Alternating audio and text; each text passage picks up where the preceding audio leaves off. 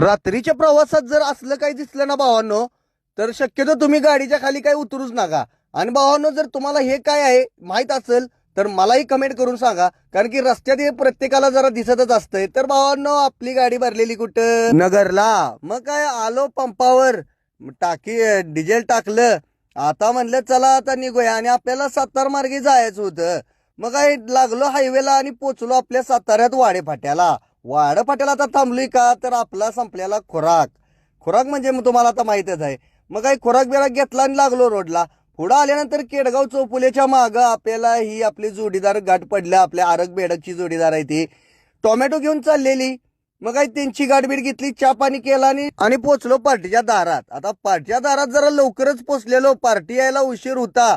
म्हटलं आता काय करायचं, थंडी पण जास्त वाजत होती. चला म्हटलं जरा शेकोटी करून शेकत बसावं, तोपर्यंत पार्टीवाला पण येईल. मग काय, पार्टीवाला आला, गाडी बिडी घेतली खाली करून आणि लागलो पारनेरच्या दिशेनं. पारनेरला जाताना भावानो, ही जरा मला किल्ल्यासारखं काहीतरी दिसलं. कंपाऊंड वॉल म्हणजे ते बाउंड्री वॉल जी होती ती जरा किल्ल्यासारखीच दिसत होती. तर लोकल मध्ये जर कोण असेल तर हे काय आहे तुम्हाला जर माहित असेल तर तेवढं जरा कमेंट करा भावांनो. आणि आपल्या पोचलो साताऱ्याच्या हायवेला. सातारा ते बेळगाव रस्त्याची कामं चालू असल्यामुळे जरा लय ट्रॉफिकच लागतंय.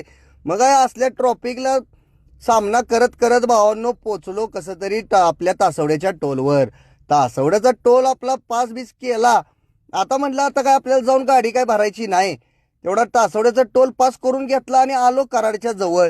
कराडच्या जवळ आल्यानंतर लागलेलं आपलं ट्रॉफिक. आता कराडात जास्तीत जास्त ट्रॉफिक का लागतं हे सगळं तुम्हाला सर्वांना तर माहित आहे, ब्रिजचं काम चालू असल्यामुळं.